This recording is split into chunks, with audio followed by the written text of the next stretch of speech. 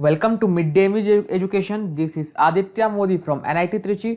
सो आज हम लोग क्लास 9 का बायोलॉजी का पहला chapter the fundamental unit of life start करने जा रहे हैं।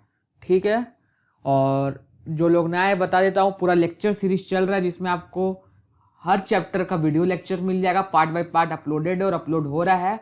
जाके आप प्लेलिस्ट में चेक कर सकते हैं, जिस वीडियो लेक्चर्स में हर टॉपिक, कंसेप्ट और न्यूमेरिकल्स को डिस्कस किया गया है। साथ ही हर चैप्टर का बहुत ही अच्छा नोट्स आपको डिस्क्रिप्शन में मिल जाएगा। हर चैप्टर के डिस्क्रिप्शन में जाकर नोट्स ज़रूर डाउनलोड कीजिए। इस चैप्टर का भी नोट्स आपको इस वीडियो के डिस्क्रिप्शन में मिलेगा, जाकर उसको डाउनलोड कीजिए और देखिए और पढ़िए। ये बहुत ही अच्छा नोट्स है, आप लोग के लिए ही बनाया गया है। तो बिना किसी इंतजार का स्टार्ट करते हैं। तो सबसे पहले हम लोग जानेंगे सेल। तो आप लोग बोलोगे कि सेल क्यों? फंडामेंटल यूनिट ऑफ लाइफ हम लोग पढ़ रहे थे। अरे फंडामेंटल यूनिट ऑफ लाइफ क्या है? वो तो सेल ही तो है। देखिए यहाँ क्या लिखा हुआ है, cell is the structural and functional unit of life which is composed of carbon and its compound such as cellulose. चलिए एक एक करके समझते हैं। जैसे कोई बिल्डिंग होता है, ठीक है, कोई बिल्डिंग होता है तो किससे मिलके बना होता है, किस यूनिट से बना होता है? वो पत्थर से, ईटा से ईटा को जोड़ जोड़ के पूरा एक बिल्डिंग बन जाता है। तो बिल्डिंग का फंडामेंटल यूनिट, स्ट्रक्चरल यूनिट क्या हुआ? ईटा हुआ। ईटा को जोड़ते जोड़ते पूरा बिल्डिंग बन जाता है। वैसे ही ह्यूमन बॉडी भी, उसका जो सबसे स्ट्रक्चरल, जो सबसे छोटा यूनिट जिसको जोड़ जोड़ के पूरा ह्यूमन बॉडी बनता है, वो सेल है। वो सेल है। क्या है वो? सेल। इसको जोड़ जोड़ के पूरा एक ह्यूमन बॉडी, एक ह्यूमन का ऑर्गन सिस्टम, और उससे एक ह्यूमन बॉडी बनता है। टिश्यू, सेल से बना टिश्यू, टिश्यू से ऑर्गन से ऑर्गन सिस्टम, उससे फिर पूरा एक ह्यूमन बॉडी बन गया। ठीक है, तो ये फंक्शनल यूनिट कैसे हुआ? फंक्शनल यूनिट ऐसे हुआ कि आप कोई भी काम करते हैं तो इंडिविजुअल लेवल पे सेल अपना काम करता है, उसका सम टोटल के रूप में आपको वो काम नजर आता है। जैसे कि आप ब्रीथ ले रहे हैं, आप सांस ले रहे हैं, ठीक है, सांस लेने में आप इन्वायरमेंट से एयर लेते हैं, इंस्पिरेशन, फिर एक्सपिरेशन आउट करते हैं। तो ये टोटल रिजल्ट हुआ, आउटकम हुआ। और इस काम को करने के लिए बहुत सारा सेल इंडिविजुअल लेवल पे कुछ ना कुछ अपना फंक्शन कर रहा होता है। जैसे कि मान लीजिए कोई एक घड़ी है, ठीक है, घड़ी में आपको क्या नजर आता है? टाइम नजर आता है। ठीक है, तो ये वो आपका प्रोसेस जो आपको नजर आ रहा है, मगर इसके पीछे इसका हर एक पार्ट हो गया, गियर हो गया, बैटरी हो गया, सब अपना अपना काम कर रहा होता है। वो सबका सम टोटल आपको क्या मिलता है? घड़ी में टाइम नजर आता है। वैसे ही फंक्शनल यूनिट हुआ सेल की, हर एक छोटा छोटा यूनिट जो है सेल अपना फंक्शन परफॉर्म करता है, जिससे आपको एक प्रोसेस नजर आता है। इसलिए क्या हुआ? Cell is the structural and the functional unit of life which is composed of carbon and its compound such as cellulose. जितना भी लिविंग मैटर है वो कार्बन का बना हुआ है। तो सेल भी जो है कार्बन के कंपाउंड का बना हुआ है, जैसे कि सेलुलोज हो गया। और भी कंपाउंड का बना हुआ है, मगर के एग्जाम्पल हो गया सेलुलोज। ठीक है, अब आगे हम लोग देखेंगे डिस्कवरी ऑफ सेल के बारे में। तो पहला नॉन लिविंग जो सेल था, मीन्स नॉन लिविंग सेल जो जिंदा नहीं है, वो cell was discovered by Robert Hooke. Robert Hooke जो थे साइंटिस्ट, 1665 में इन्होंने सेल का डिस्कवरी किया था। Non living cell, non living cell मतलब वो जिंदा नहीं था। जैसे कि बहुत सारा पार्ट होता है बॉडी का, जैसे हम लोग का नेल है, हेयर है, ये सब तो जिंदा नहीं है, ये सब तो डेड है। तो वैसे ही पहला नॉन लिविंग सेल जो था रॉबर्ट हुक के द्वारा 1665 में डिस्कवर हुआ था। किसमें था? एक कॉर्क था, कॉर्क में डिस्कवर किया गया था विद ए सिंपल माइक्रोस्कोप। ठीक है, उनको क्या ऑब्जर्व हुआ था? सिंपल माइक्रोस्कोप में कॉर्क को रख के देखने से हनीकॉम्ब लाइक स्ट्रक्चर ऐसा ऑब्जर्व हुआ था कि कॉर्क, बड़ा सारा कॉर्क को रखते हैं तो छोटा छोटा ऐसा यूनिट बना हुआ रहता है, बट ऐसा छोटा छोटा बॉक्स बना हुआ था हनीकॉम्ब के जैसा, हनीकॉम्ब स्ट्रक्चर ऐसा। ठीक है, और कॉर्क क्या हुआ? हाँ, सबसे इंपॉर्टेंट बात तो ये, ठीक है, कॉर्क को माइक्रोस्कोप में रखे तो उसमें छोटा छोटा यूनिट नजर आया, उसको सेल कह दिया। ठीक है, मगर कॉर्क था क्या? तो जो ट्री होता है ना, ट्री, उसका जो बार्क होता है ब्राउन कलर का, उससे उस कॉर्क आता है। मतलब जो भी पेड़ होता है, इसका ये बार्क हुआ, इसके जो आउटर पार्ट होता है उसको कॉर्क कहते हैं, और उसी से कॉर्क बनता है। उसको माइक्रोस्कोप में ऑब्जर्व किया गया। ठीक है, और पहला लिविंग सेल जो था वो लीवेनहॉक ने डिस्कवर किया था। ठीक है, ये जो कॉर्क से जो सेल नजर आया तो डेड था, मगर जो पहला लिविंग सेल था वो लीवेनहॉक ने डिस्कवर किया था। देखिए ये है आपके रॉबर्ट हुक साहब, हुक साहब। इन्होंने इस कॉर्क को जो ट्री के बाग से ऑब्टेन हुआ, इधर माइक्रोस्कोप से देखा तो ऐसा नजर आया। देखिए एक बड़ा सा कॉर्क में छोटा छोटा पार्ट नजर आया ऐसे ऐसे। तो इन्होंने इनका नाम दे दिया cell, structural and fundamental unit of life. ठीक है, अब हम लोग देखेंगे types of cellular composition in different organism. ठीक है, means on the basis of cellular composition different organism को कैटेगराइज कर दिया गया। अच्छा से समझते हैं।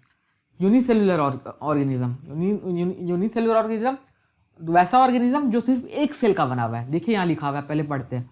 Organism made up of one cell which perform all the functions, means एक ही सेल है और वो पूरा बॉडी ही उसका सेल है। जैसे एमीबा जो है सिंगल सेल का बना हुआ है। कुछ बैक्टीरिया, बहुत बैक्टीरिया, कुछ क्या सिंगल सेल के बने हुए हैं।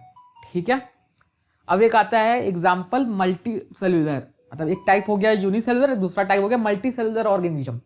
तो मल्टी सेलुलर ऑर्गेनिज्म कौन हुआ? तो organism made up of more than one cell each having some specified function.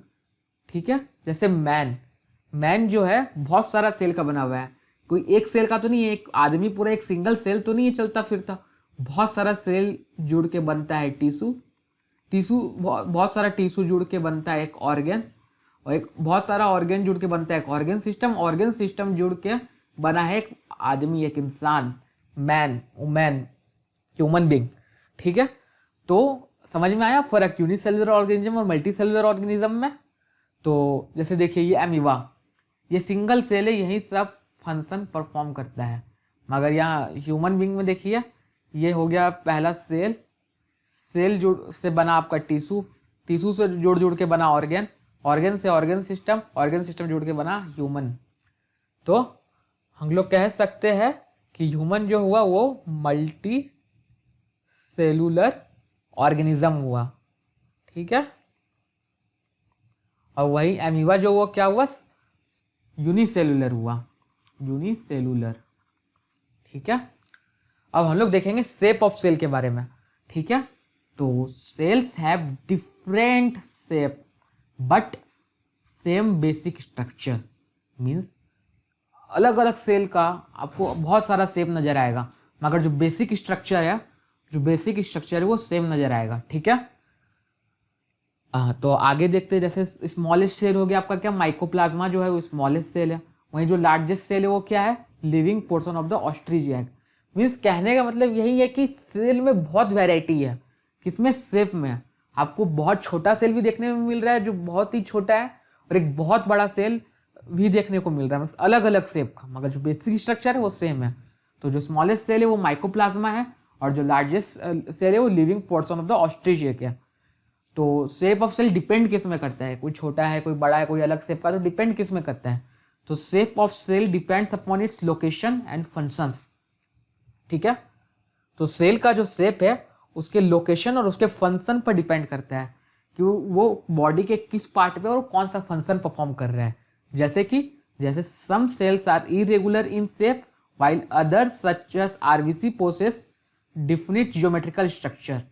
कोई सेल जो होता है कुछ इरेगुलर शेप का होता है, मतलब कोई फिक्स सेल नहीं हो, कोई फिक्स शेप नहीं होता। कोई सेल जो होता है उसका एक फिक्स शेप होता है, जैसे आरबीसी।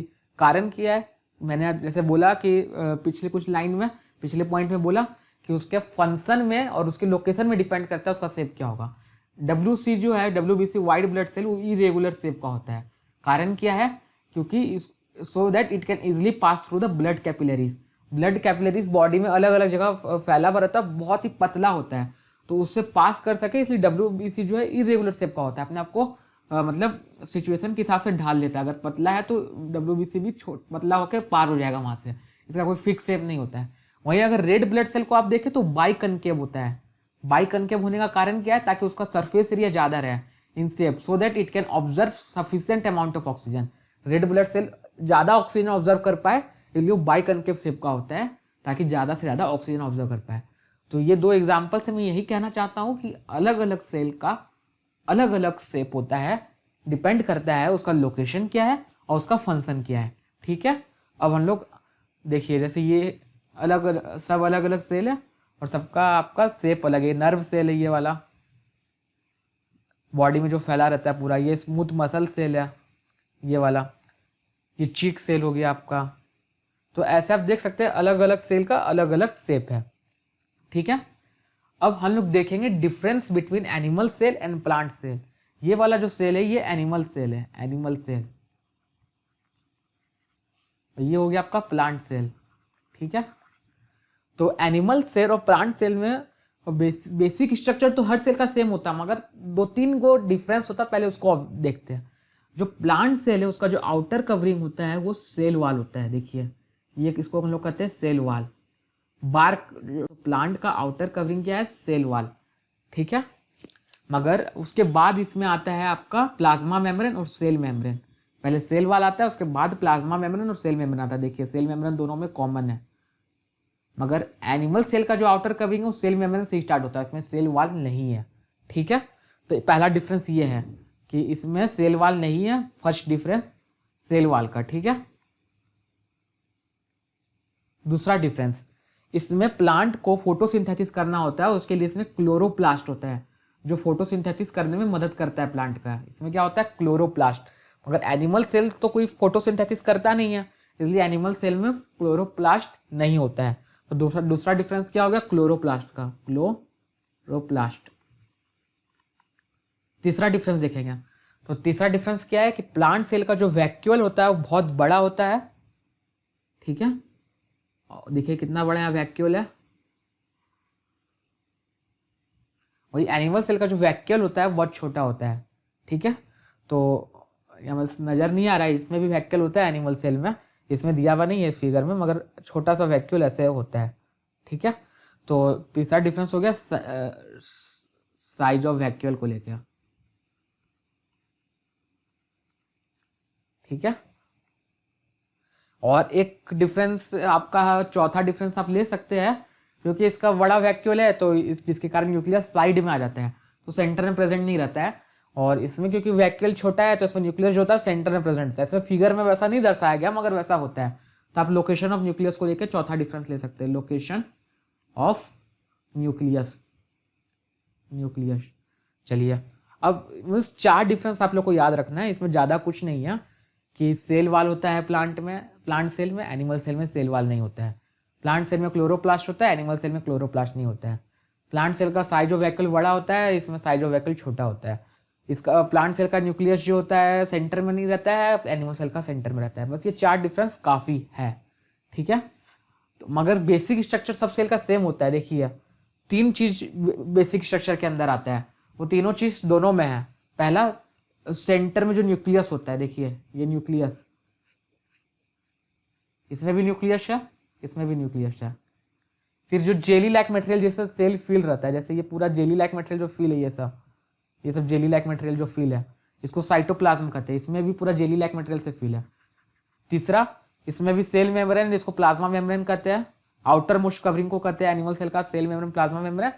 और प्लांट सेल का सेकंड कवरिंग को कहते हैं, फर्स्ट कवरिंग तो आपका सेल वाला रहता है, सेल मेम्ब्रेन, प्लाज्मा मेम्ब्रेन। तो 3 चीज दोनों में कॉमन है। ठीक है, अब हम लोग पढ़ेंगे स्ट्रक्चरल ऑर्गेनाइजेशन ऑफ सेल। तो मैंने जैसा कि बोला, every cell possess 3 basic common features, plasma membrane, nucleus और साइटोप्लाज्म। प्लाज्मा मेम्ब्रेन जो outer most covering of animal cell, और second outer most covering of plant cell. Nucleus आप देखें दोनों में होता है, साइटोप्लाज्म जेली लाइक स्ट्रक्चर। ठीक है, इस सबके बारे में हम लोग डिटेल में पढ़ेंगे। अभी आप लोग को नाम बता दिया कि 3 चीज से मिलके एक सेल बनता है। ठीक है, तो आज अपना लेक्चर हम लोग यही खत्म करते हैं।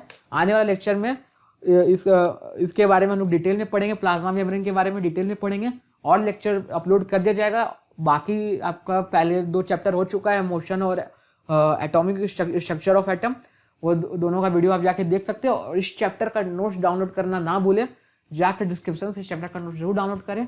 लाइक कर दीजिए, शेयर कर दीजिए और सब्सक्राइब कर दीजिए। धन्यवाद।